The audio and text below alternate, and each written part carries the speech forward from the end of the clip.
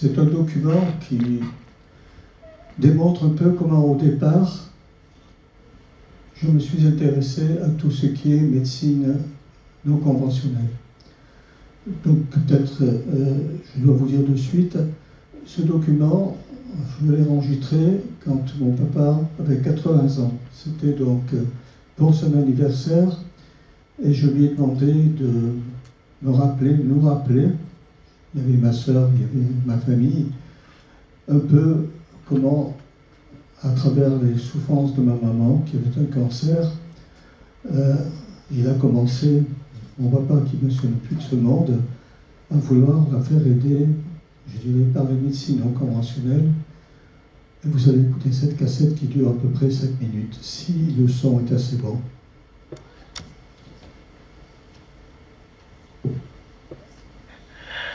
Avoir un docteur qui a cru d'abord des hémorroïdes, un autre qui m'a dit ce ne sont pas des hémorroïdes, c'est autre chose. Il faudra avoir un autre docteur que j'ai vu et qui n'a pas trouvé. Et finalement, sur conseil de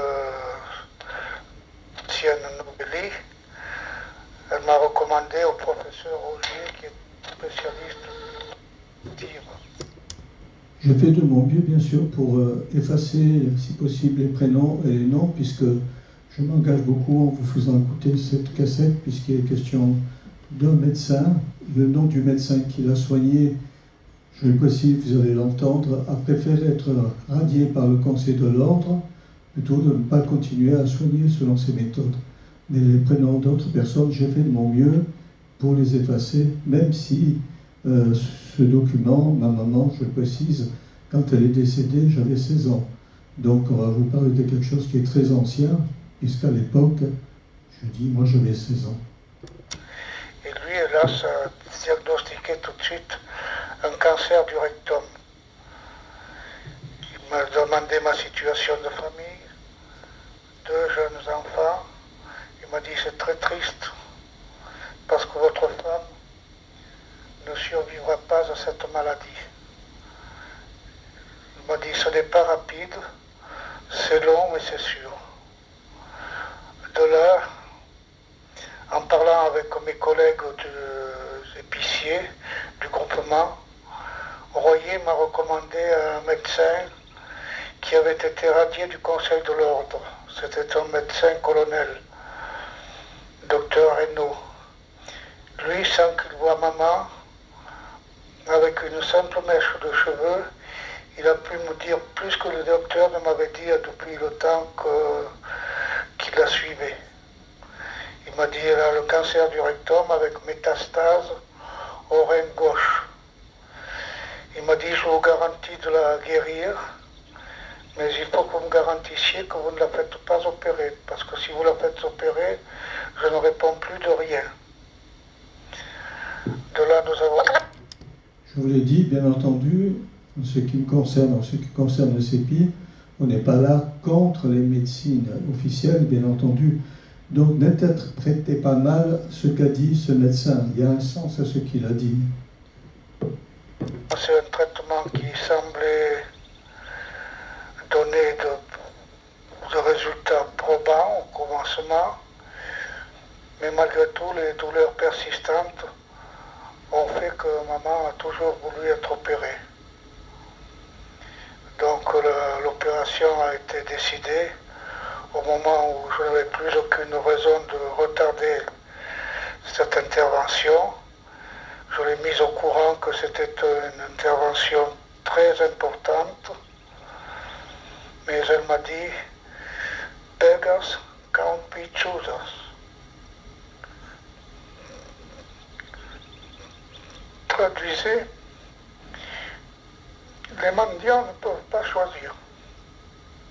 Et nous avons décidé l'opération qui s'est révélée petit à petit être fatale.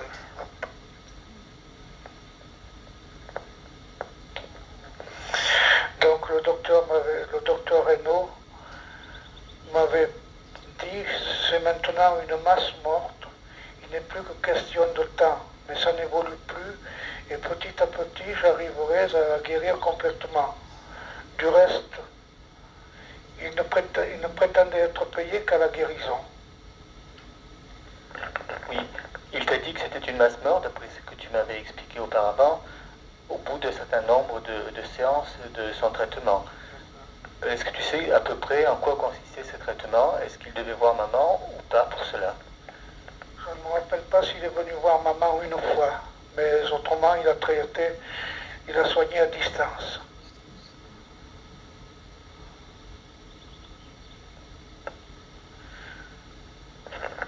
Oui. Est-ce que tu as su s'il a soigné d'autres personnes avec davantage d'efficacité?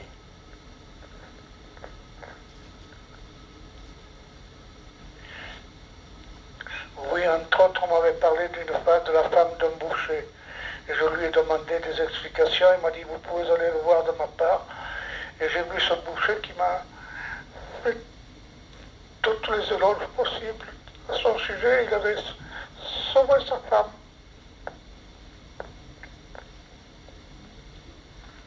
Oui, il t'avait dit quelque chose qui t'avait, je crois, beaucoup frappé pour te persuader de l'efficacité de ce médecin qui avait préféré être radié par le conseil de l'ordre que de renoncer à ces méthodes de soins qui étaient basées sur la radiesthésie, me semble-t-il.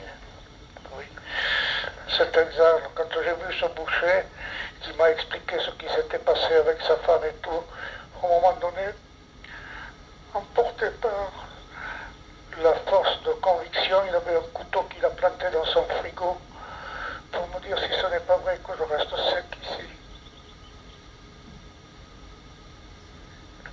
Oui, je sais que je comprends que en te remémorant tout ça, tu es très ému. Malgré tout, donc, maman, du fait qu'elle souffrait beaucoup, a dû être opérée. Et il t'a dit qu'à partir du moment où elle serait opérée, malheureusement, la tumeur à nouveau se développerait. C'est malheureusement ce qui s'est passé, n'est-ce pas? C'est exactement ce qui s'est passé. Il m'avait dit, c'est une masse morte qui n'évolue plus. Et quand le docteur a opéré, je leur ai dit, vous lui avez fait la totale.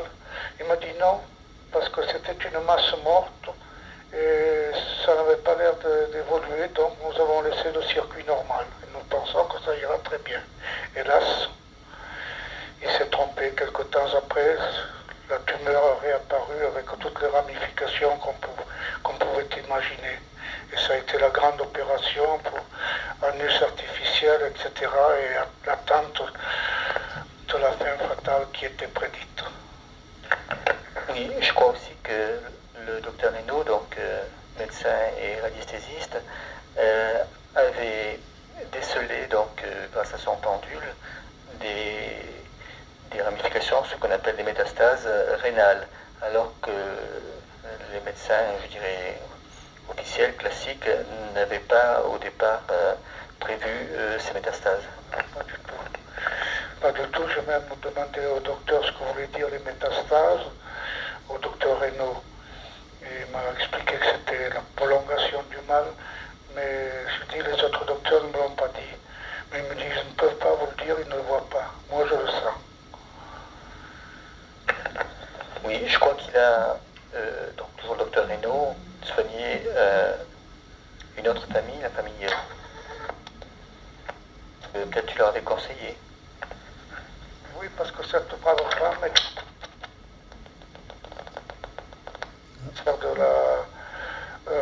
de l'utérus, si je me rappelle bien. Et j'ai amené son mari voir ce docteur avec la fameuse mèche de cheveux. Et il m'a dit, il a dit à son mari, mais votre femme n'a pas de cancer, monsieur. Elle n'a pas plus de cancer qu'il y en a sur ce barreau de chaise, il m'a dit. Ah, il m'a dit, si votre femme, s'adressant à moi, était comme cela, ça serait facile. Et pourtant, cette madame Dicken, on l'a traitée au radium pour un cancer de l'utérus. Alors que lui a dit, il n'a pas de cancer et ça s'est avéré réel. Elle n'avait pas de cancer et la brave femme vit encore.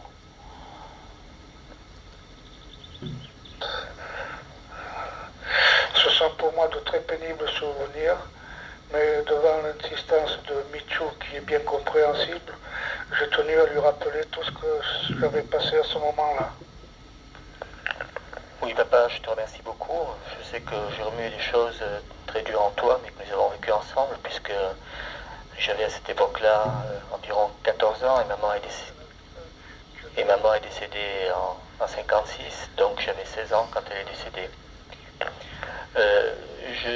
Comme je te disais au début, même si ça n'a pas été enregistré, je te posais ces questions parce que, en réfléchissant bien, je pense que un peu l'histoire tragique de maman et quand même de ce médecin qui semble avoir soigné tout au moins au début avec beaucoup d'efficacité est à l'origine de mon souhait d'aider les autres et aussi à travers les médecines parallèles.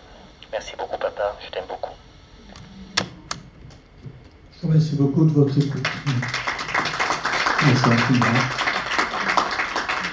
Donc, comme je vous dis, entendre bien à travers cette cassette, je veux dire, ça m'a emmené à vous voir ici ce soir, je vous remercie beaucoup. Jusqu'à quel point ce médecin a laissé entendre que d'après lui, il ne fallait pas qu'elle se fasse opérer. C'est un risque qu'il a pris. Mais c'est pour ça que je vous ai fait écouter la cassette jusqu'au bout. C'est des choses que j'ai vécues. Et c'est vrai que quand le médecin, d'après ce que papa me disait, chef est revenu alors que c'est les internes qui ont opéré ma maman à l'époque, donc le médecin lui aurait dit, mais vous auriez dû faire une radio avant, la tumeur n'a plus progressé, elle est en train de régresser, on ne comprend pas pourquoi. Donc quelque part, peut-être ce médecin avait raison, et il laissait entendre au départ que c'est un peu comme un arbre, on peut couper l'arbre, mais s'il reste encore des racines, très souvent, ça reflambe à nouveau, l'arbre repousse à nouveau. Avait-il raison ou pas? Je ne sais pas. Enfin, toujours est-il que merci beaucoup d'être là ce soir. Donc, je vais vous parler un peu de cette publication que j'ai faite. Donc, je suis commode, je préfère lire un peu ce que j'ai préparé. J'en ai à peu près pour 3/4 d'heure maximum, si vous avez la patience. Donc, comme je vous le disais, j'ai oublié de le sortir, il est dans ma sacoche. J'ai intitulé cette conférence « Oser ». Et ce mot sera en quelque sorte la conclusion des 3 parties de mon livre « Quintessence » et de mon livre dont je voudrais vous parler. J'en profite de suite pour remercier tous les membres du CEPI, et sans doute vous tous et vous toutes, qui faites aussi confiance aux médecines holistiques non conventionnelles. Quand je précise holistique, je dis qu'à mon avis, on a un corps physique, on a un esprit dans le sens mental, mais aussi, je crois qu'on a beaucoup entendu dire là tout à l'heure, on a ce qu'on peut appeler une âme. Je voudrais de suite témoigner ma reconnaissance aux personnes qui m'ont aidé à faire naître ma publication. Monseigneur Gérard de Mortigue, qui est évêque exorciste, qui a dédicacé en postface et édité ce livre. Monseigneur Georges de Saint-Tirste, évêque exorciste, dommage, ils ne sont pas là aujourd'hui, vous m'avez permis d'assister à plusieurs grands exorcismes. Je n'avais pas demandé, c'était vraiment aussi un honneur pour moi. Rappelez-vous de ce film L'Exorciste, il faut le voir pour le croire, c'est quelque chose d'extraordinaire et c'est une façon globale de guérir. Je remercie aussi Roselyne Auguin, docteur en psychologie sociale et clinique, pour toutes les heures qu'elle a passées avec moi pour rédiger la première partie de mon ouvrage et pour sa préface. Roselyne Wagler, qui se cache là-bas mais qui est bien visible, artiste peintre pour son tableau dans mon livre « Liberté, tu me tiens ». Donc pourquoi, entre autres, avoir écrit ce qui s'est passé voilà quelques années à propos de parapsychologie et de ces médecines dans mon livre, ma publication que j'ai intitulée « Quintessence », grâce à Brigitte ici présente. Tout simplement, je vous dirais pour mémoire, bien le faire et le faire savoir, car cela a été oublié malgré toute son importance. À l'époque, les conférences que j'organisais avaient déjà pour but de faire davantage avancer science, médecine et spiritualité. Et je crois que dès le début cet après-midi, on était déjà en plein dans ce thème. C'est aussi vous rappeler l'origine du CEPI, vous parler d'état modifié de conscience et de la simplicité d'être guérisseur. Car notre association, a sans doute été peut-être en avant-garde dans ces domaines au centre hospitalier universitaire de Nice. Je suis infiniment désolé En même temps, de devoir vous parler de moi, et j'espère surtout que vous ne prendrez pas comme de l'orgueil de ma part. En 1969, j'ai obtenu mon diplôme d'infirmier. Je n'ai pas été donc infirmier psychiatrique, je ne savais même pas que ça existait à l'époque, donc j'étais au départ infirmier, comme on dit maintenant encore, diplômé d'État. Mais comme je le souhaitais, j'ai travaillé en psychiatrie, d'abord avec une équipe très médicalisée, utilisant surtout les médicaments allopathiques, les électrochocs, etc. Ce qui est toujours le cas de toute manière, et qu'on ne peut pas, bien entendu, contredire.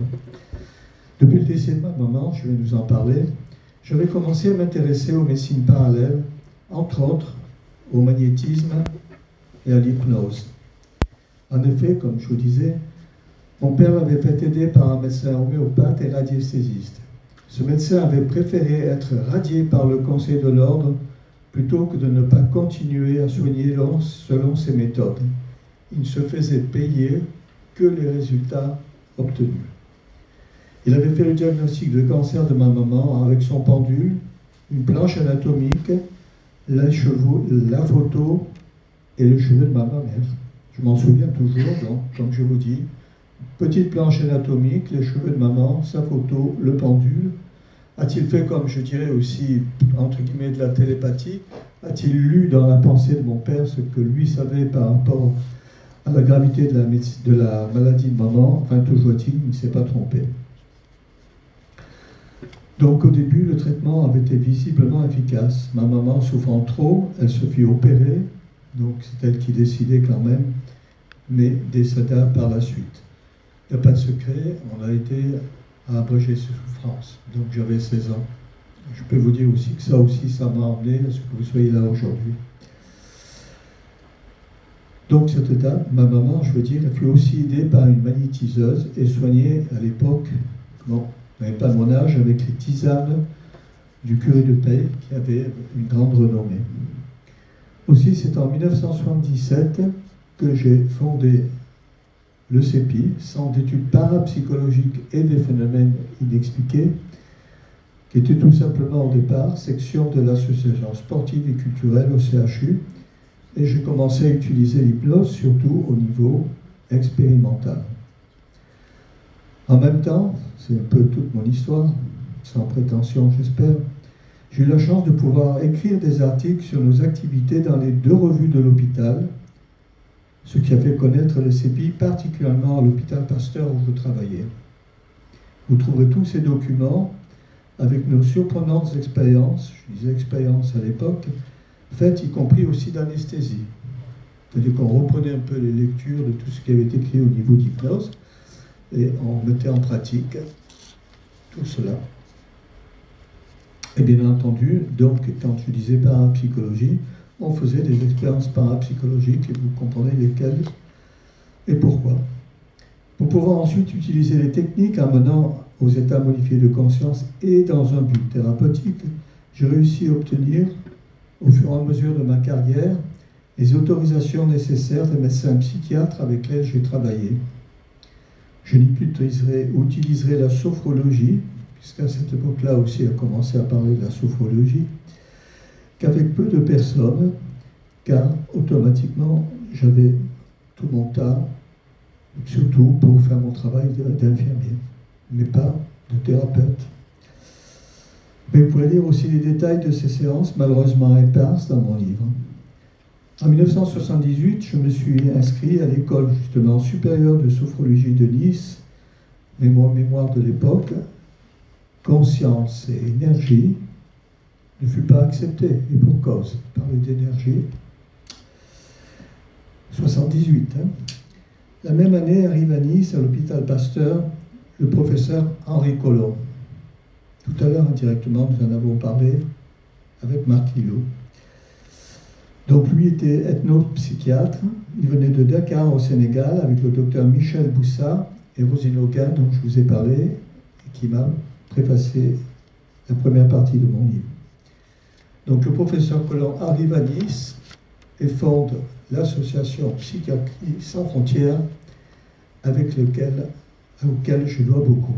Pourquoi ? Pourquoi? Parce que le professeur Henri Collomb avait conduit de nombreuses recherches sur les thérapies traditionnelles, dont les guérisseurs africains.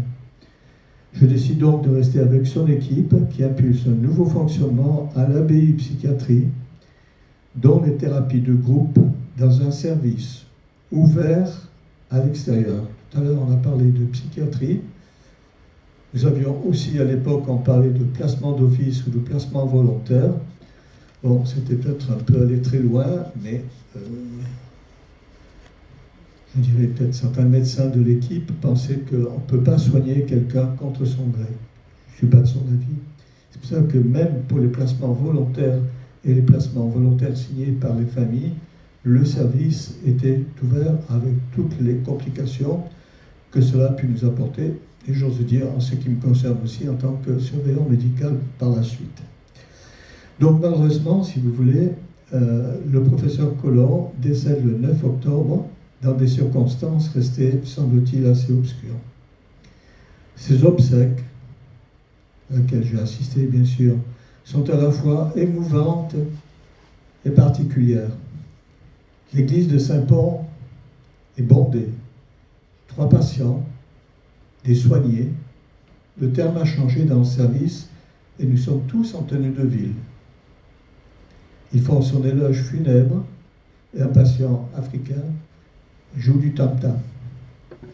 Rosine Auguin, donc psychologue, est nommée présidente de Psychiatrie sans frontières.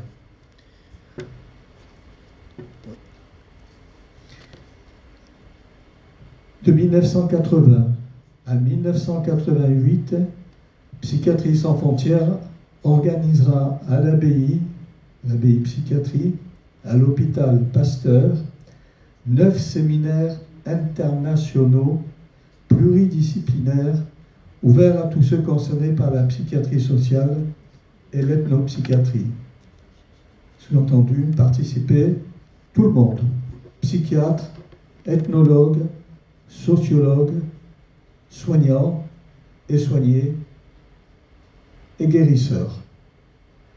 La plupart de ces séminaires avaient été placés ou organisés sous le patronage du ministère de la Santé, de la Sécurité sociale, du député maire de Nice et d'autres maires, du doyen des hôpitaux, du directeur du CHUN, de l'aide de laboratoire avec le Centre de la recherche scientifique.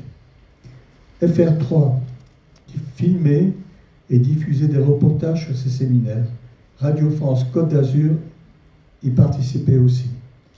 C'est vous dire, donc, à cette époque, 1980 à 1988, ce qu'on a pu faire au CHU. Regardez encore maintenant, tellement d'années après, les balbutiements, je dirais, tout doucement, pour essayer de faire avancer les médecines non conventionnelles, les médecines entre guillemets intégratives. Donc aussi, à chacun de ces festivals, il y avait un petit livre d'or. Tous pouvaient écrire leurs impressions ressenties pendant ces festivals. En 1980 a donc eu lieu le premier festival Psychiatrie sans frontières, juste après le décès du professeur Collomb. Le thème était déracinement et folie. Et je crois que là, avec tous ces émigrés, tout ce qui se passe sur notre planète Terre, vous comprenez très bien qu'il y a beaucoup de gens qui sont tout à fait déracinés. Donc, le déracinement et folie avec, entre autres, comme question principale, vous êtes bien assis, vous, Skériens, y a-t-il en psychiatrie des désignés malades alors que seuls des exorcismes peuvent les guérir? En même temps, avec l'accord du docteur Michel Boussat et de son assistant, le docteur Christian Boulard, j'organise à l'abbaye psychiatrie la première table ronde des guérisseurs de la région. En présentant cette première table ronde, je précise: lorsque le moment viendra, nous contacterons d'autres chercheurs, d'autres sujets, afin de constituer un groupe plus important, diversifié, comparer les résultats de nos expériences pour les faire connaître en haut lieu. C'est un peu ce que nous avons fait à nouveau ce soir. C'est notre 4e rencontre quand même Médecine intégrative, médecine officielle et psychiatrie. Je ne sais pas s'il y a des médecins parmi vous, ils étaient les bienvenus, bien entendu. Mais cette table ronde nous attira de suite les fous du Conseil de l'Ordre des médecins, de la direction. Nous sommes en 2022, 40 ans après, mon Dieu merci, le CEPI perdure grâce à vous. Si nombreux, on aurait pu être plus nombreux, et j'espère définitivement enfin que science, médecine et spiritualité se rejoignent. En 1981, j'organise une deuxième table ronde plus discrète. Peut-être pas. Non, okay. Ces festivals se sont donc déroulés pendant 9 ans, avec donc de nombreux freins aussi dus au fonctionnement du service et son ouverture aux médecines non conventionnelles. À partir de 1984, le CEPI quitte l'association culturelle pour être fondé officiellement à la préfecture et fonctionner à présent à l'abbaye psychiatrie sous l'égide de Psychiatrie sans frontières. En même temps, notre nouveau chef de service, Lucien Tenenbaum, organise le projet de recherche entre psychiatrie publique et pratique parallèle. On est en plein dedans ce soir à nouveau. Avec son accord, je contacte et rassemble les participants extérieurs qui participeront au travail de soins à l'abbaye. Magnétiseurs, astrologues, tarologues, ostéopathes, acupuncteurs et aussi un médecin homéopathe. Vous avez vu, depuis quelque temps, l'homéopathie n'est plus remboursée. Et pourtant, lors du 6e festival Psychiatrie sans frontières, nous organisons ensemble une extraordinaire table ronde intitulée « Délirant ou et médium ». Et je projette un document VHS sur la réincarnation.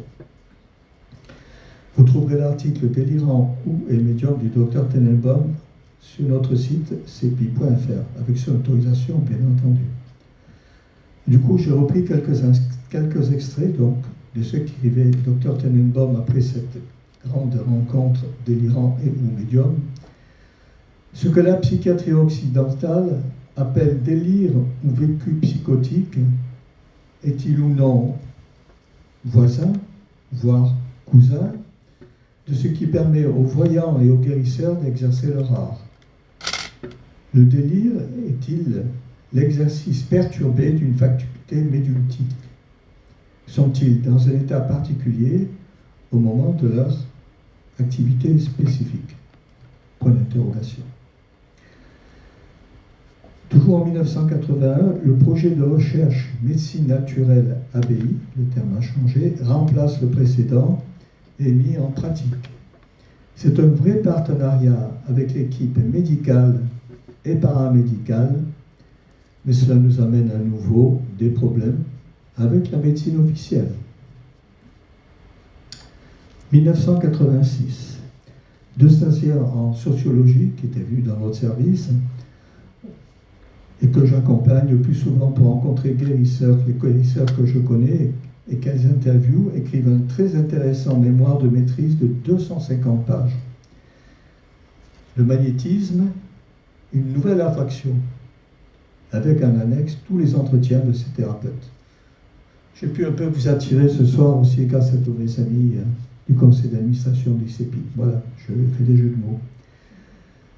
De mon côté, je participe 2 fois à Paris à une formation payée par l'hôpital et qui s'intitule Technique douce en soins infirmiers. On essaie de faire avancer les choses. Payée par l'hôpital. Alors que le projet de recherche médecine naturelle ABI s'étiole de plus en plus. Pourquoi? En effet, les thérapeutes extérieurs sont bénévoles, ne sont pas toujours disponibles, les patients sont souvent sortants, alors qu'il faudrait bien sûr un suivi prolongé dans un service dynamique et souvent surchargé. Comme vous l'avez bien entendu ce soir, sauf exception, que ce soit les magnétiseurs, les coupeurs de feu, le nouveau terme énergéticien, c'est pas toujours instantané qu'il y ait des guérisons importantes. Et surtout pour la maladie mentale, on n'a pas du tout eu le temps, je crois, d'expérimenter avec les malades qu'on a appelés patients et ensuite soignés. Je trouve ce mot très beau les reconnaître et puis leur rendre l'hommage, sans quoi vous ne seriez pas là, et vous donne aussi la possibilité de les aider. Donc, effectivement, on n'a pas pu continuer, malheureusement, ce travail dans le service. 1987, nous sommes ensemble au 8e Festival Psychiatrie sans frontières. Le thème cette année, corps et culture. J'en profite pour écrire et faire paraître dans ce cadre un article aussi sur le magnétisme, en évoquant l'hypnose, la communication non verbale, le plus grand des guérisseurs dans notre culture, le Christ. Donc ces articles ont paru à l'hôpital. Le docteur Tenenbaum nous quitte pour être remplacé par le docteur Jean-Charles Sardisson, qui me donne aussi son autorisation pour aider certains patients comme je le souhaitais. Je soigne ainsi un patient algérien à l'aide du magnétisme et, comme convenu, je note mon travail sur le dossier médical afin que toute l'équipe soit informée. Ça veut dire l'ouverture d'esprit des médecins avec lesquels j'ai travaillé pendant un certain nombre d'années. D'accord, tu essaies de faire évoluer les choses, on t'autorise à faire comme tu le sens, mais pour que tout le monde soit informé, tu en parles chaque fois qu'il y a une réunion de l'équipe et tu écris dans le dossier médical ce que tu as fait.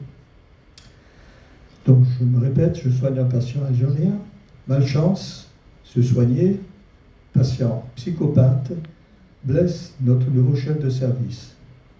La DAS, Direction départementale de l'action sanitaire et sociale, intervient, demande le dossier médical, lit le dossier médical, je suis appelé pour m'expliquer.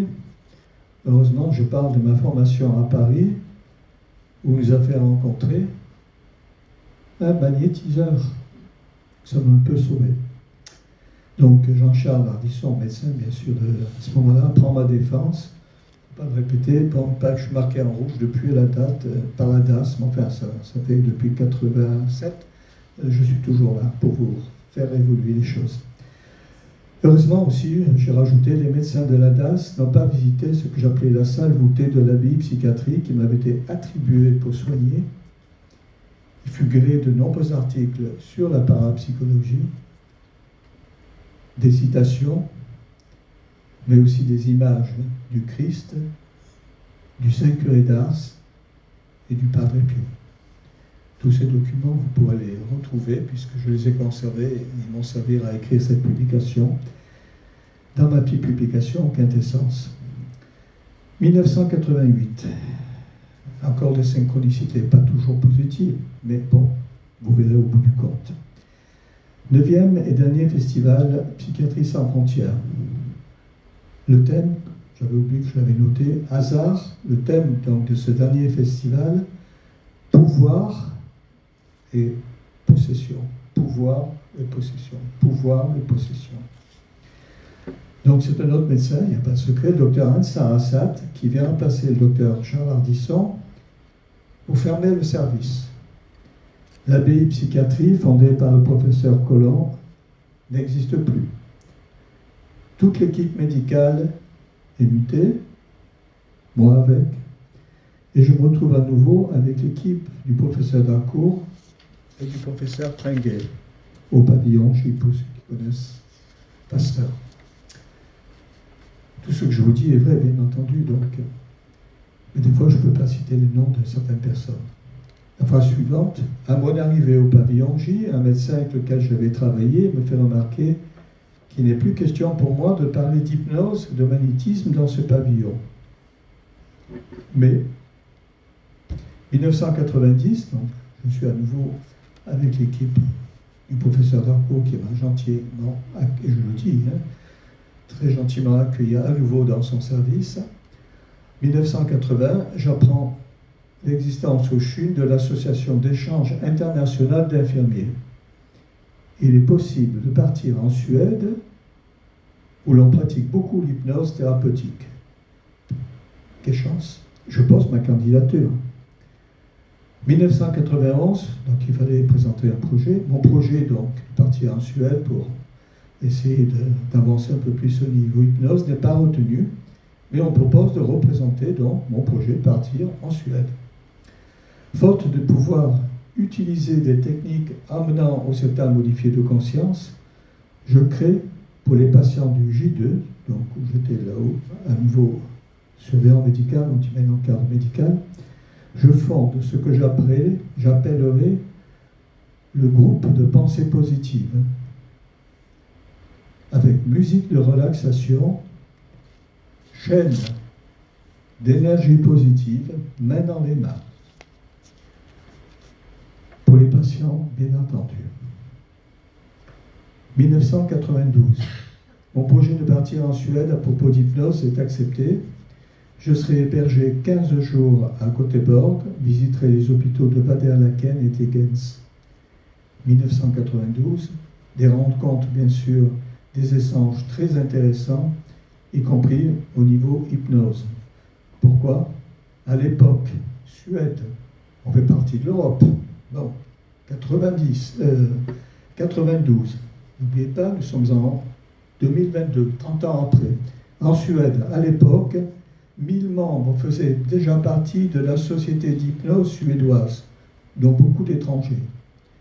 Je ferai le compte-rendu de mon voyage à propos d'hypnose et de ma pratique au colloque du J2, psychiatrie, le 18 juin 1992. Sous-entendu, le professeur Arcon, bien entendu, m'a permis de parler de ce voyage et d'hypnose tout à fait officiellement en psychiatrie au pavillon J, le 18 juin 1992. 95-97, tout en continuant sur mon travail de cadre médical en psychiatrie, je suis ce qu'on appelle la 8e formation de Patrick Drouot, physicien, thérapeute, auteur. Je ne sais pas si certains le connaissent. Elle s'intitule, toujours une coïncidence, Technique d'éveil de la conscience humaine. À la fin de l'année, donc 97, je prends ma retraite au CHUN avec la ferme intention de faire perdurer définitivement le CEBI pour faire encore davantage évoluer les médecines non conventionnelles à travers sciences, médecine et spiritualité en partenariat avec la médecine officielle. Heureusement, Heidi vous a parlé de l'Observatoire des médecines complémentaires non conventionnelles au CHUN. Les choses avancent, 30 ans après, il serait temps. Et c'est un modifié de conscience, donc sa deuxième partie de mon ouvrage a été préfacée par un grand médecin, chef de service, hypnothérapeute de renom. Mais par la suite, le groupe dont elle dépend et qui n'a jamais lu ma publication lui a interdit de préfacer mon ouvrage. C'était l'année dernière. Comprenez bien, donc, ce médecin que je ne peux pas nommer, j'ai écrit ça avec son accord. Je lui ai proposé de lire ma partie dont je vais vous parler un peu hypnose, très résumé. Est-ce que tu veux bien préfacer ça quand tu l'as lu? Oh ben oui, je vais lire ça, très gentiment. Elle me rappelle, ben voilà, tiens, est-ce que ça te convient? En plus, elle me dit, manuscrit, est-ce que ça te convient? Ah ben oui, ça me fait plaisir, c'est élogieux, etc., etc. Je ne vois rien venir, donc je lui téléphone, je ne sais pas, 15 jours après, et je lui dis, tu devais m'envoyer un mail avec un peu ta dédicace, en quelque sorte. Elle me dit non, on m'a interdit de dédicacer ton ouvrage. Ceux qui lui ont interdit de dédicacer cette partie de mon ouvrage ne l'ont jamais lu, comprenez bien. Et nous sommes en 2022. Voilà. Il y a toujours des freins, mais des choses qui ne sont pas très belles non plus. Je vais vous parler rapidement d'hypnose, d'expansion de conscience, en résumant mes points de vue. Les deux sont des techniques et non des buts.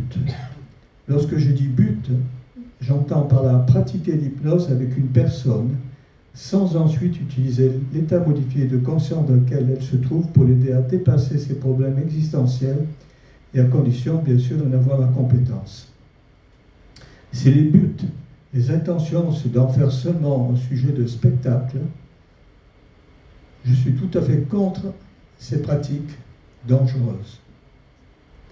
Par contre, cette hypnose autoritaire, qui est presque dormée, directive, induite par la fixation du regard, les suggestions, l'énergie du thérapeute avec l'intention de provoquer un sommeil particulier, peut être très utile, car très rapide. N'oubliez pas qu'hypnose signifie sommeil. On a complètement oublié. Alors, aussi parce qu'on m'a fait le reproche de dire mais oui, mais vous avez du pouvoir sur la personne. Je dis non, nous n'avons que le pouvoir que le patient nous accorde d'avoir sur lui. À propos d'hypnose ericksonienne, on en parle de plus en plus, à juste raison, je pense qu'il est indispensable d'aider le patient à utiliser, après les avoir découvertes, ses ressources cachées et aussi de l'aider au niveau symptomatique par des suggestions appropriées. Mais à mon avis, c'est un peu comme si on accélère pour aller plus vite. Je pense ici, plus important, avant d'accélérer des images, de débloquer le frein, c'est-à-dire de faire revivre en régression de mémoire les événements non terminés émotionnellement, afin que ces événements traumatisants du passé ne deviennent que des mauvais souvenirs. Et tout à l'heure, plusieurs fois, a été abordé le côté émotionnel. Les expansions de conscience sont des techniques mises au point par Patrick Drouot, physicien, à mon avis, et s'apparentent tout à fait à l'hypnose ericksonienne. Quel que soit l'outil utilisé, il faut mettre le patient dans un état de coopération, corps endormi, mais esprit éveillé, conscient, avec l'intention de l'aider à faire une thérapie dans sa vie actuelle, à sa naissance, dans sa vie intra-utérine, mais aussi dans ses précédentes incarnations, en sortant du cercle infernal, bourreau, victime, bourreau. Et je dirais alors, semez de plus en plus des graines d'amour, quitte à les mouiller avec vos larmes, car le don des larmes est une grâce. Pourquoi je vous dis ça? Parce que bien entendu,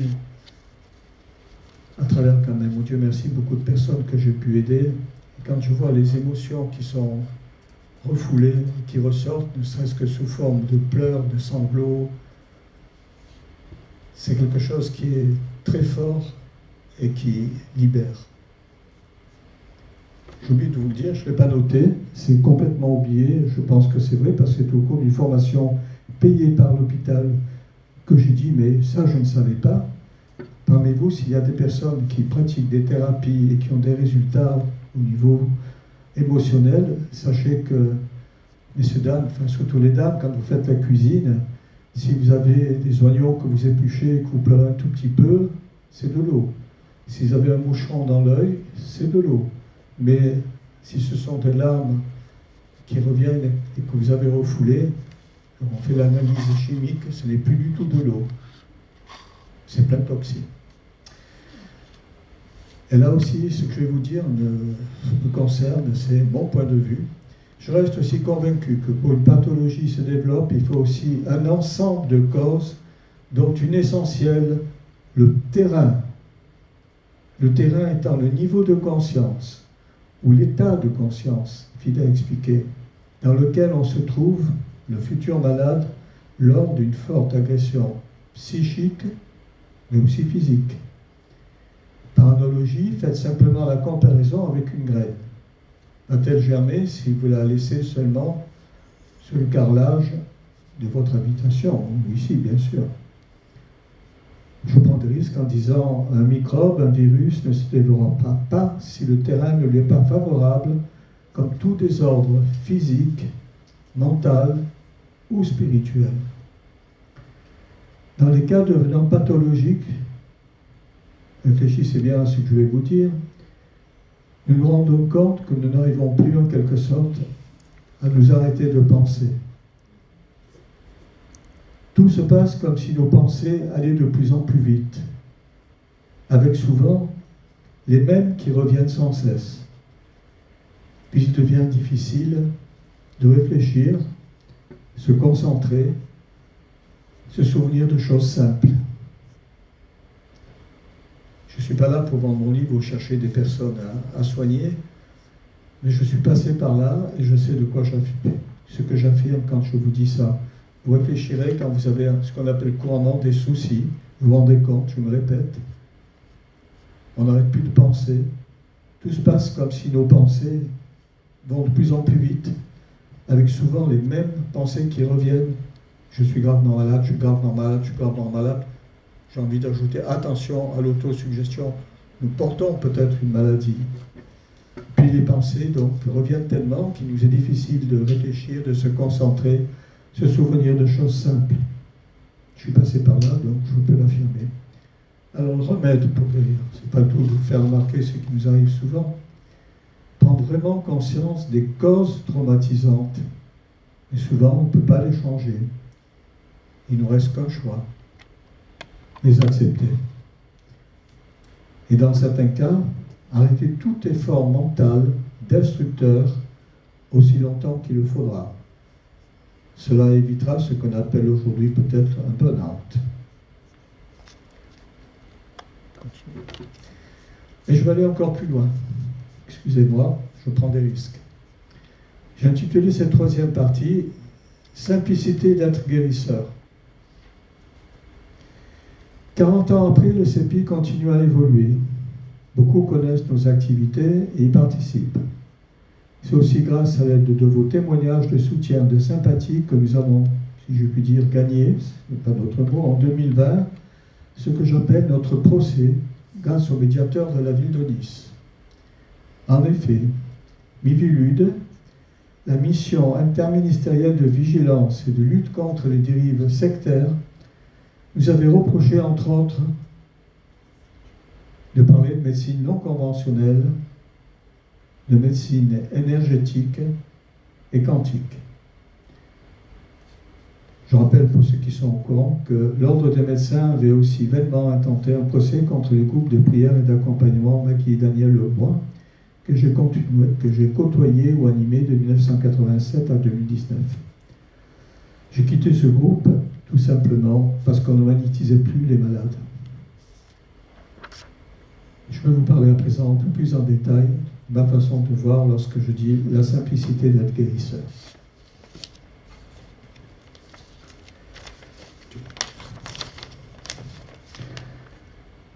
Sachez que je ne suis surtout pas là pour chercher des personnes à aider, vous endoctriner dans une religion, quelle qu'elle soit, même si je suis obligé, pour me faire comprendre, d'en parler parfois. Vous trouverez des exemples d'expériences, de recherche, de soins faits dans ces domaines dans mon livre, référence à l'appui dans le glossaire et la bibliographie de la troisième partie.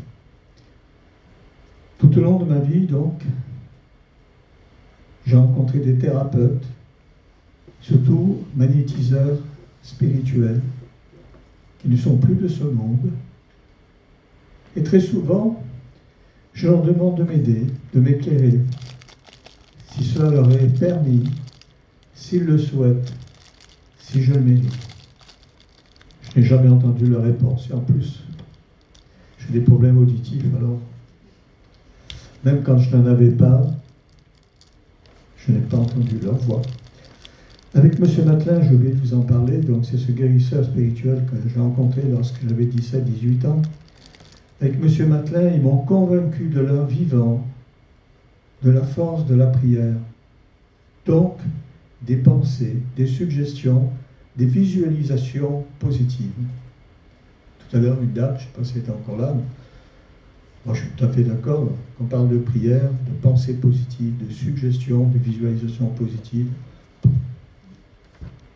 On appelle Dieu, source. Ben, moi, c'est la même chose. Alors, je me suis posé des questions. Les visualisations, les suggestions, elles sont employées dans la plupart des techniques, des méthodes thérapeutiques s'adressant à nos sens avec, bien sûr, l'amour autant que possible pour celui qui le demande et qui en a besoin. Nous n'allons pas dire éventuellement, vous allez de mieux en mieux. Sentez votre corps calme, détendu, vos muscles se relâchent. Mais là, une sensation de tiédeur vous gagne. Peut-être sous un beau soleil. Entendez cette musique qui vous apaise. Dans notre culture, qu'a été le plus grand des guérisseurs? Question.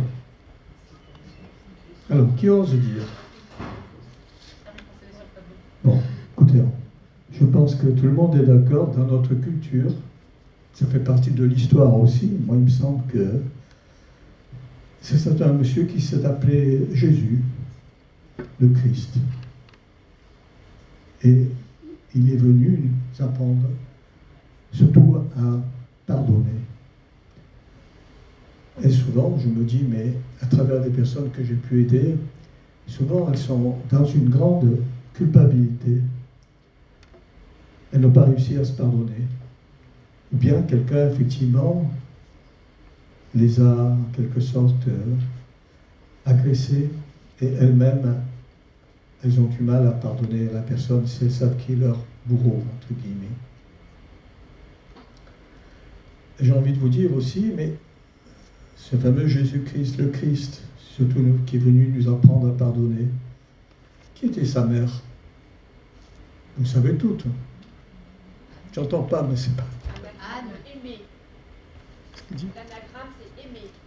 Elle dit, on a aimé en haut là. L'anagramme de Marie, c'est Bon, aimer. L'anagramme de Marie, c'est aimer. D'accord. Donc, effectivement, cette dame s'appelait... Vous avez gagné. Effectivement, la Vierge Marie.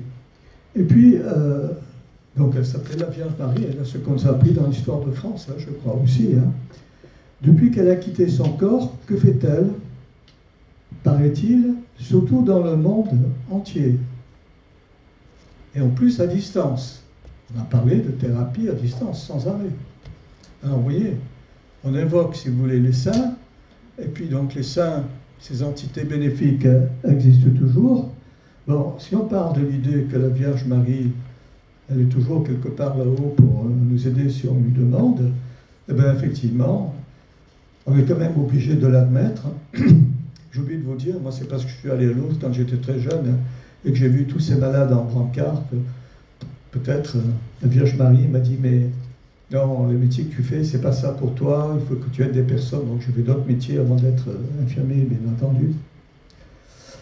Donc, à Lourdes, à vrai dire, effectivement, il se passe aussi, je dirais, des miracles, des guérisons inexpliquées, sans d'études parapsychologiques et des phénomènes inexpliqués.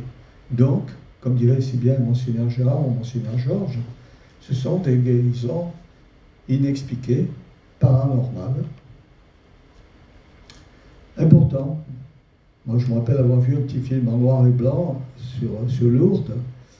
Et donc, il y a une bergère aussi qui aurait aperçu la Vierge Marie. Elle est devenue justement Sainte Bernadette. Et je ne sais pas si vous êtes au courant du message qu'aurait reçu Sainte Bernadette de la Vierge Marie. Il faudra retourner au catéchisme. Hein. Mais je vous dis ça parce que les choses sont ultra simples. Le message qu'elle aurait reçu, je dis qu'elle aurait reçu de la Vierge Marie, mais je vous le dis parce que il suffit d'aimer. Quoi de plus simple? Il suffit d'aimer.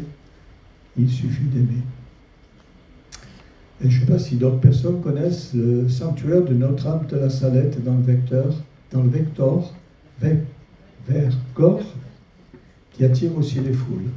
Si vous voulez faire de belles incursions, faire de belles randonnées, montez au sanctuaire de Notre-Dame de la Salette. Alors, que s'est-il passé, voilà, fort longtemps? Parce qu'au départ, bien sûr, il n'y avait pas de sanctuaire. Eh bien aussi, un peu comme celle qui est devenue Sainte Bernadette, ce sont des petits bergers et bergères qui ont plusieurs fois aperçu une belle dame dans le ciel et qui leur aurait dit quelque chose. Elle leur a expliqué quelque chose. Qu'est-ce qu'elle aura pu leur expliquer? Ah là là. Des choses simples, toujours. Eh bien, elle aurait dit simplement combien il est important de savoir demander et surtout remercier.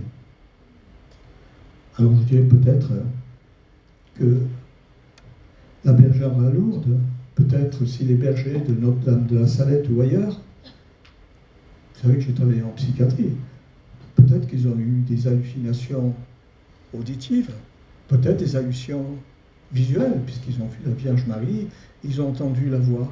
Mais ce que je trouve formidable, c'est que quand cette Vierge à la Salette leur dit combien il est important de savoir demander, savoir remercier, à quoi cela vous fait penser? Moi je dirais, ça intéresse maintenant beaucoup de scientifiques. C'est ce qu'on appelle, s'il vous plaît, merci, la loi d'attraction. la loi de gratitude. Et je vais plus loin. L'époux de Marie,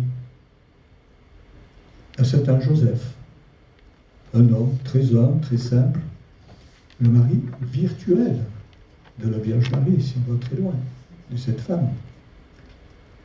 Je dirais aussi, pour parvenir à un état modifié de conscience très profond et thérapeutique, comment faire? Lâcher prise. Et Patrick Drouot, qui est un physicien, j'avais retenu aussi quelque chose qu'il nous a dit, la clé des expansions de conscience, de l'ouverture de la conscience, c'est le renoncement. Une chose qui me vient encore à l'esprit, oui, on a un peu de temps. Quand j'étais très jeune aussi, j'avais voulu servir de sujet d'hypnose lors d'expériences de musical. Et bien sûr, j'étais là surtout pour essayer de comprendre comment il faisait. Et bien entendu, je n'ai pas lâché prise parce que je voulais comprendre comment il faisait et j'ai de suite résisté. Et le problème, si vous voulez, c'est que souvent, pour aider les personnes, il faut que ces personnes aussi, non seulement demandent à être aidées, mais aussi arrivent à lâcher prise, je veux dire, pour que justement, peut-être cet enfant intérieur, et peut-être même aussi ceux qui ont été dans d'autres incarnations, puissent revenir à la conscience. Donc je dirais que aussi, et Dieu Tout-Puissant, qu'en est-il? À quoi ressemble-t-il? On peut remplacer bien sûr le mot Dieu par créateur, car à mon avis, il ne peut pas y avoir d'évolution sans d'abord une intention, une création. Chacun peut se le représenter comme il le veut, comme ses intentions. Pour moi, il nous a fait un cadeau inestimable, le libre arbitre. Il ne juge pas et donc ne punit pas. Ainsi, chacun est le résultat de sa propre évolution. La seule chose qu'il nous demande est aime ton prochain comme toi-même, comme je vous aime. Magnétiseur, pratiquant du Reiki, énergéticien, c'est le dernier mot à la mode. Que de méthodes, de techniques, de croyances. Alors comment choisir? Sur quels critères? À mon avis, il n'y a pas de bonne ou de mauvaise méthode. Comme moi, chacun peut inventer la sienne avec ou sans utilisation de prières, de rituels ou autres. Personnellement, j'utilise ou j'utilisais aussi dès le début d'un soin, et si besoin pendant ma relation d'aide, aussi les prières, dont certaines m'avaient été transmises par Monseigneur Georges et Monseigneur Gérard, exorcistes, qui sont aussi membres d'honneur du CEPI. Mais si nous obtenons de bons résultats dans nos soins, gardons-nous de nous les attribuer. Nous ne sommes que des facilitateurs d'un mieux-être, peut-être grâce surtout aux prières. Saint Augustin affirmait « Je crois pour comprendre, et je comprends pour me croire ». Comme je vous disais, Patrick Drouot, lors de sa formation, nous laissait entendre. Pour sortir des croyances, il faut expérimenter. Du coup, j'ai envie de vous dire que, bien sûr, si je peux vous parler de tout ça, c'est que, bon gré, mal gré, j'ai fait tout un travail sur moi avec différents thérapeutes et surtout avec Patrick Drouot pendant 2 ans. Je dirais vie présente, vie intra-utérine, naissance et précédente vie. Il faut les expérimenter, il faut s'ouvrir pour se rendre compte qu'il y a des choses quand même assez incroyables et qu'il va falloir reconnaître tôt ou tard. Je disais donc que pour sortir des croyances, il faut expérimenter. C'est ce que j'ai fait aussi, en tant que soigné, patient, appelez ça comme vous voulez. Dieu aurait dit, demandez et vous recevrez. Alors, comme on vous l'a proposé aussi, n'hésitez pas, c'est facile. Cette énergie dont on parle de plus en plus en physique quantique devient spirituelle si nous demandons y ajouter un amour incommensurable qui n'est pas le nôtre. À mon avis, la prière sincère fonctionne peut-être comme dans certaines expériences de télépathie. Surtout si l'émotion ressentie, vécue par les émetteurs ou un groupe de prière, est forte. Encore plus, le récepteur percevra l'intention dans l'information envoyée avec énergie. De très nombreuses expériences ont été réussies dans ce sens, y compris à l'aveugle et à distance. Vous trouverez ces références dans mon livre. Dans le cadre du CEPI, nous avions fondé l'atelier d'évaluation de l'énergie thérapeutique, où se réunissaient, donc il n'y a pas longtemps, c'était avant le Covid, tous les 15 jours, magnétiseurs, pratiquants du Reiki, énergéticiens que nous avions retenus et ou soignés à titre gracieux. Par la suite, j'ai pris le temps de faire un petit sondage que nous avions mis au point dans le cadre de notre projet de recherche sur l'énergie thérapeutique.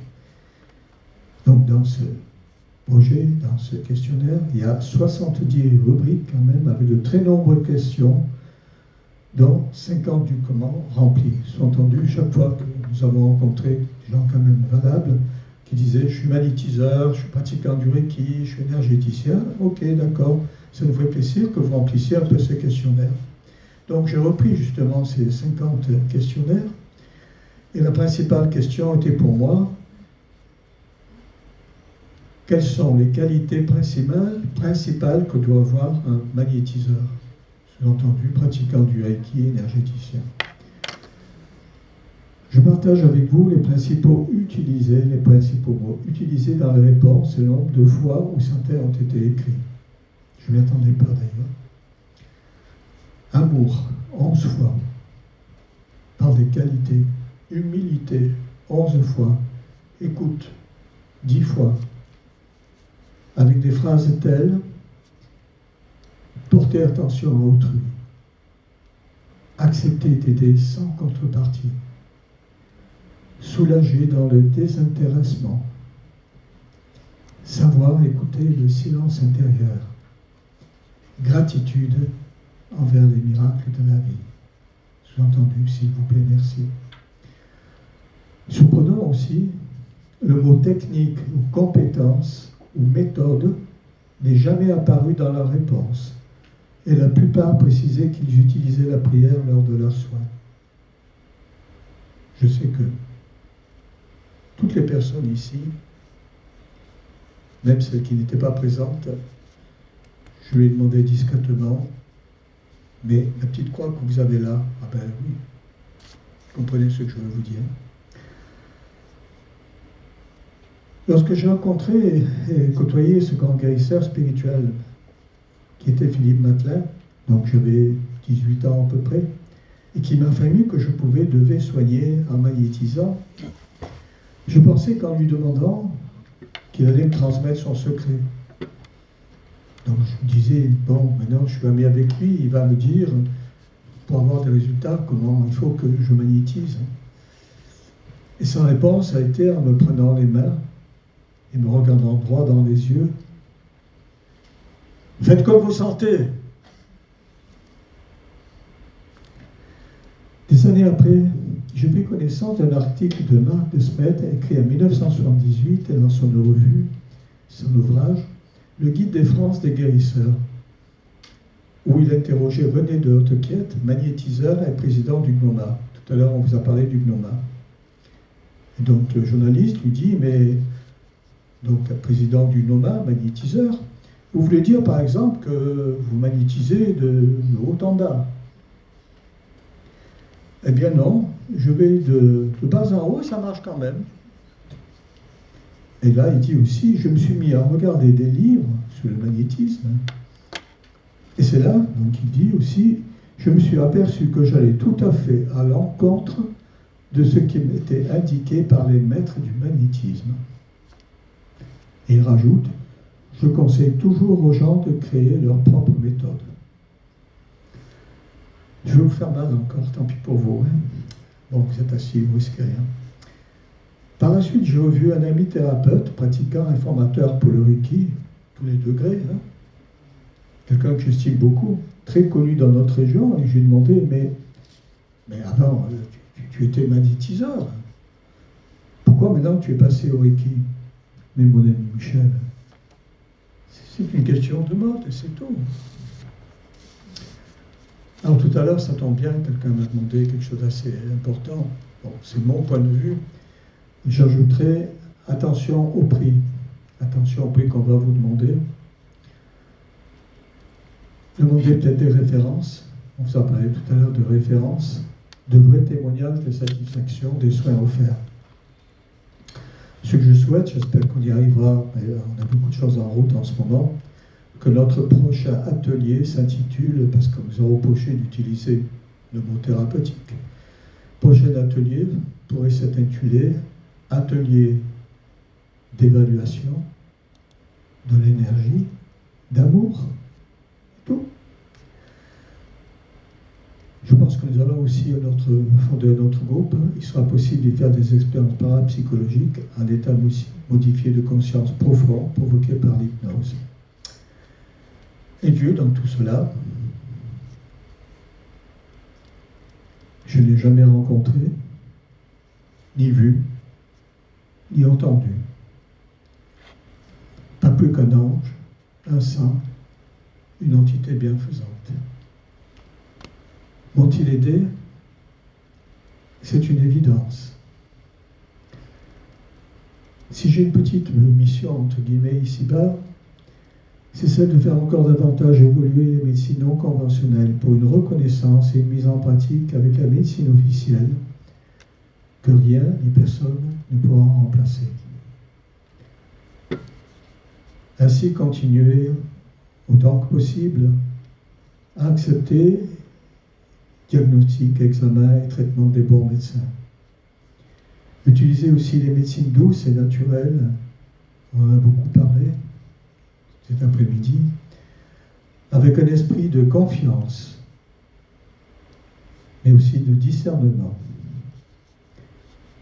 Aimez-vous les uns les autres, et si en votre âme et conscience, vous vous sentez, à titre gracieux, j'ajouterai le mot d'en faire vraiment votre métier, d'être vraiment efficace, si vous vous sentez à titre gracieux de transfuser à qui le demande cette énergie thérapeutique dont je vous ai parlé, dont beaucoup vous en parlez aujourd'hui, mettez dans vos intentions, vos actes,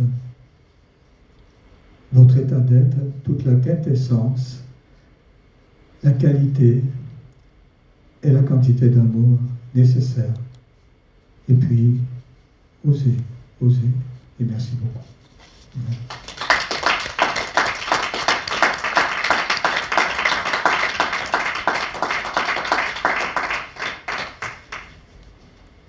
Si vous acceptez, ce n'était pas du tout mon but, comme je vous l'ai dit très rapidement. Je ne suis pas là pour chercher à aider des personnes. C'est à travers tous les thérapeutes efficaces que vous avez rencontrés aujourd'hui et plein d'autres que vous pouvez être aidés. Mais comme j'ai terminé par oser, je n'avais pas prévu, on vous a donné des exemples de soins et de guérison. Je me permets de vous donner 5 petits exemples. Il est clair que j'ai toujours utilisé cette fameuse énergie qui n'est pas la mienne et à laquelle j'ai toujours fait appel en même temps que je pratiquais l'hypnose avec mes mains aussi. Mais dernièrement, les circonstances ont voulu que plusieurs fois, c'est parce qu'on me l'a un peu proposé, je soigne, si je puis dire, uniquement avec cette énergie d'amour dont je vous parle. Il y a fort longtemps, effectivement, j'avais une amie guérisseuse qui m'a dit « Mais Michel, je ne suis pas là pour me mettre en avant, j'ai même de l'émotion en vous en parlant, mais Michel, tu dois soigner. » Et un jour, elle me téléphone, elle me dit « Tiens, il y a une famille que je connais, elle a son chien qui est en train de mourir de la leishmaniose. Ce serait bien que tu ailles voir si tu peux aider ce chien. » J'avais jamais eu l'occasion. Je me dis « Bon, puisqu'on me demande et que la famille est d'accord, pourquoi pas ?» Je vais voir donc cette famille, ce chien, et ce chien, imaginez là comment il était enchaîné par terre, avec une famille très gentille, et le chien, il bavait, il était couvert sous ses poils de toute la bave qu'il avait, il ne mangeait plus, il était considéré comme en train de mourir par le vétérinaire. Je ne savais pas ce que je pourrais faire. J'ai demandé à Saint François d'Assise, puisqu'on dit que c'est lui qui aide les animaux, les personnes qui font appel à lui, pour pouvoir aider ce chien. Qu'est-ce que j'ai fait? Appelez ça comme vous voulez. Je lui ai parlé. Je l'ai caressé, même s'il était sale. Je lui ai témoigné tout l'amour que je pouvais. J'ai dû y aller à peu près 4-5 fois. Et effectivement, à la deuxième ou troisième fois, le chien s'est mis debout. Le chien a commencé à manger, a commencé à boire. Et au bout de 4-5 séances, il était, comme on dit, réellement sur pattes. C'est-à-dire qu'apparemment, il était guéri. Le vétérinaire, d'après la famille, n'en revenait pas. Donc j'ai arrêté mes soins, puisque apparemment, c'était terminé, quoi. Malheureusement, quelques temps après, je ne me rappelle plus, hein, j'ai pas mal d'années, j'apprends que ce beau petit chien, ce grand chien, pas ce petit chien, est mort. Alors j'étais très culpabilisé, et j'en ai parlé à mon amie guérisseuse, elle me dit, mais tu sais, le chien, à nouveau, le pauvre, je suis pas là pour culpabiliser qui que ce soit, et pas du tout les propriétaires. Il était enchaîné du matin au soir, les deux, le couple travaillait, il s'est laissé mourir tout simplement de tristesse. Je pense que c'est possible. Autre petite intervention, façon de dire, aussi pareil, une amie, je ne sais plus qui c'était, me dit, ah ben tiens, tu es magnétiseur, bon, mais j'ai quelqu'un qui vient tout à l'heure, elle a un problème d'hypertension dans l'œil, tu vas la soigner. Hypertension dans l'œil, hein. J'ai eu ça aussi. Bon, on me met au pied du mur, il n'y a pas d'autre mot. Je crois que je l'ai vu aussi 2 fois. J'ai passé mes mains, j'ai fait des prières. Quelque temps après, je reçois 2 mails, 2 fois de suite. Donc, on a refait des examens à mon œil, on ne comprend pas, j'ai une petite hypertension. Pourquoi je vous parle de ça? Parce que je n'ai rien fait. Qu'est-ce que j'ai fait? J'ai fait des prières, j'ai passé les mains, c'est tout. Autre exemple, bon, très courant, je suis chez ma sœur, elle me dit, ben tiens, écoute, il y a plein d'invités, mais telle amie, elle souffre des dents, elle a mal aux dents comme tout. Bon, ben, il faut que tu essayes. Bon, je ne peux pas refuser, puisque je me prétends magnétiseur. Je me prétends magnétiseur, j'en sais rien ce que je suis. Donc, je magnétise la jeune fille, et puis effectivement, j'ai plus mal. Elle a déjeuné avec tout le monde, point final. J'ai passé quoi? 5-10 minutes, c'est tout. C'est tout, je n'ai rien fait, si je puis dire. Autre exemple, ça a été plus fort que moi, parce que je suis quand même, il ne faut pas croire, assez réservé, c'est pour ça que je parle d'oser. Je vais pour faire réparer, je sais plus si c'était une perceuse ou quoi que ce soit, dans une boutique, puis je vois un bonhomme là qui marche tout courbé et tout, puis je sais pas, je me suis dit, mais quand même, il marche tout courbé, il a peut-être un opaco, lui aussi, qu'est-ce que je risque? J'ai osé devant tout le monde. Je dis, peut-être je peux vous aider, je n'ai pas encore réparé ma perceuse, là, est-ce que je pose simplement mes mains, hein, c'est tout, pas longtemps, devant tout le monde. Je dis, qu'est-ce que je risque? J'ai demandé à oser. 5-10 minutes après, il serait, mais je n'ai plus rien. C'est pas pour me mettre en avant, c'est vous dire que ça marche. Quelqu'un de très proche de moi, je ne peux pas vous dire qui c'est, un jour je reçois une conversation, oh là là, je suis en train de mourir. Non, je l'ai cru parce que c'est quelqu'un de très proche. Et donc, je me dis, oh là là, c'est terrible, il est en train de mourir. Bon, quelque temps après, peut-être le lendemain, je le vois, elle me dit, oh oui, j'ai mal au dos. Et là aussi, vu que c'était, je me dis, bon, ben là aussi, il faut que j'ose. Donc, je dis, si vous voulez bien, asseyez-vous. Bon, je me mets derrière lui, je pose mes mains, ce sont les mots réels. Moi, tu ne m'attendais pas du tout. Elle me dit, bon, ben, je sens, ça passe. Bon, j'imagine qu'il voulait parler d'énergie. Bon, ben voilà, j'ai fait des prières, bien entendu. Bon, après, donc, je le quitte. Le lendemain, j'ose quand même lui téléphoner. Et je lui dis, alors, vous me disiez que ça passait, ça vous a fait du bien? Ah oui, c'est vrai, j'y pensais plus. Le matin, il s'est réveillé, il avait oublié qu'il avait eu un boideau. 2 derniers exemples, ce sont les plus forts pour moi. Après, je vous rends la liberté. Le premier, ça a été une seule fois, une seule séance. Pareil, donc c'est une grand-mère qui m'appelle, elle me dit, mon petit-fils qui a 3 ans ou 5 ans, je ne sais plus si 3 ou 5, on n'est pas... Bon, 5 ans, plutôt, 3 ans, je ne sais plus. Depuis qu'il est né, Il fait la sarabande toutes les nuits. Toutes les nuits, il se réveille, les parents n'en peuvent plus, il n'y a rien à faire, il n'arrive pas à le calmer. Il se lève, il fait la sarabande. Moi, je ne me rappelle pas si c'est du pédopsychiatre ou pas. Mais enfin, ça a duré depuis sa naissance. Est-ce que tu peux faire quelque chose? Moi, faire quelque chose pour un enfant qui fait la sarabande toute la nuit, écoute, il faut que j'ose, quoi. Donc, je vais rejoindre la famille. Il y avait donc le petit garçon, il y avait la grand-mère, il y avait la maman du petit garçon. Et puis, donc, le petit garçon, bien sûr, il ne voulait pas rester avec sa maman, il voulait jouer dans le séjour. Alors, j'ai dit, mais comment je vais faire? Il faut qu'il reste un peu tranquille, quoi. Alors, je me suis dit, bon, histoire vraie, hein, je vais jouer avec lui quelques instants. Je me suis mis après le bas à quatre pattes pour aller jouer avec lui, quoi. Et puis après, bon, il était là pour que j'essaie de l'aider. Et donc, je dis, bon, mais si vous voulez bien, prenez votre petit garçon, parce qu'il est par terre. C'est pas tout à fait facile, quoi. La maman a repris son petit garçon dans le bras, qui gesticule et tentait plus, bien sûr. J'ai fait quelques prières, je l'ai, comme on dit, magnétisé quelques instants, dans 10 minutes, un quart d'heure, je sais pas plus. Bon, au revoir, merci. Hein. Bon, j'étais convaincu, une séance, qu'il ne se passe rien, quoi.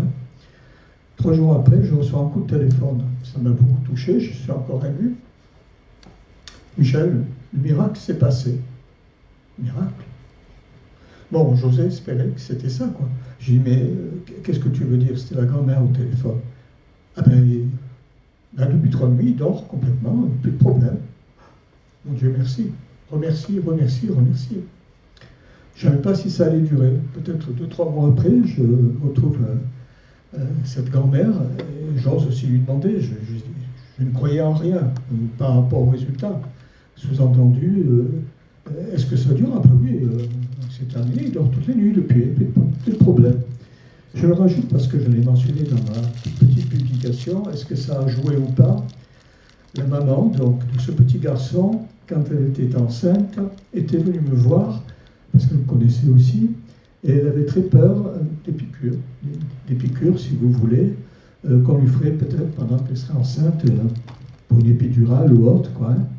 Bon, 2-3 fois, je ne me rappelle pas ce que j'avais fait avec elle, mais ce que je savais, c'est qu'elle avait été témoin du décès de son frère accidentellement. Et son frère était décédé, donc accidentellement, était présent, un copain à son frère. Et est-ce que c'est ça qui a joué sur la, j'ose pas dire guérison, enfin guérison, on ne peut pas dire autre chose, de son petit garçon, dans les jours qui ont suivi? Quand je vous parle du pardon, elle était retournée voir donc le copain de son frère décédé. Ils sont tombés dans les bras l'un de l'autre en pleurant. Elle n'avait peut-être pas compris, peut-être que le compagnon de son frère qui est décédé n'avait pas pu l'aider, quoi. Et donc je crois qu'elle avait aussi amené en elle la peur, aussi, j'ai oublié de vous le dire, d'avoir un garçon comme son frère.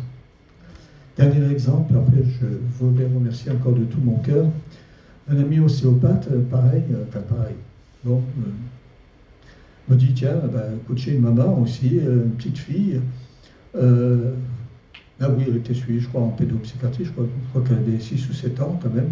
Il faudrait que tu l'hypnotises parce que on ne comprend pas. Tous les soirs, elle a du mal à s'endormir, elle a des peurs inexpliquées, elle ne comprend pas, la maman ne comprend pas, elle a toujours des peurs, elle s'endort pas bien, elle se réveille. Bon, il faut que tu lui hypnotises. Moi, je n'ai jamais hypnotisé une petite fille, donc je la revois toujours allongée sur la table de massage de mon collègue. Je me présente, la maman présente bien entendu, mais j'explique à la petite fille, voilà, on me dit qu'il y a ça, ça et ça. Bon, je vais t'apprendre un peu à te relaxer, à te détendre. Voilà, là c'est tendu, là c'est relâché, tu vas te relâcher. Et puis bon, je vais faire un peu des petites prières, puisque ta maman elle est d'accord, puis je vais passer un peu mes mains comme ça pour t'envoyer des bonnes énergies. Peut-être ça va t'aider à avoir moins peur, quoi. 3 séances, 2 ou 3, je ne sais plus, mettons 3. Mettons qu'à la première, il s'est rien passé. À la deuxième, à peu près la même chose. La petite fille se met à pleurer, sans que je comprenne pourquoi, la maman non plus. Et donc, je suis là, je dis, mais non, non pas son prénom, hein, bien sûr. Mais pourquoi tu te mets à pleurer? Mais oui, mais le soir, quand je veux m'endormir, il y a mamie qui vient. Il y a mamie qui vient. Et la maman, un peu surprise, mais ma chérie, mamie, tu le sais, c'était ta grand-mère. Elle n'est plus là maintenant. Elle est au ciel. Au ciel. Bon. Maman repart avec sa petite fille. Encore une troisième séance. Je ne me rappelle pas les détails, mais enfin, je crois que la grand-mère probablement n'était plus revenue. Donc, troisième séance quand même, parce que oui, non, elle avait encore toujours peur. Elle avait un tout petit peu peur, s'il y avait quelque chose qui restait encore. Et c'est là le plus extraordinaire, vous me croyez ou non. À nouveau, pareil, magnétisme, prière devant la maman. Et puis la petite fille, au bout d'un moment, se met à pleurer, sangloter. Mais maman, il y a aussi mon petit frère qui vient. Ton petit frère, mais tu n'as pas de petit frère? Si, il s'appelle comme ça. Bon, mais voilà, vous avez tout compris. Je vous remercie infiniment d'être venu ce soir. Bonne soirée.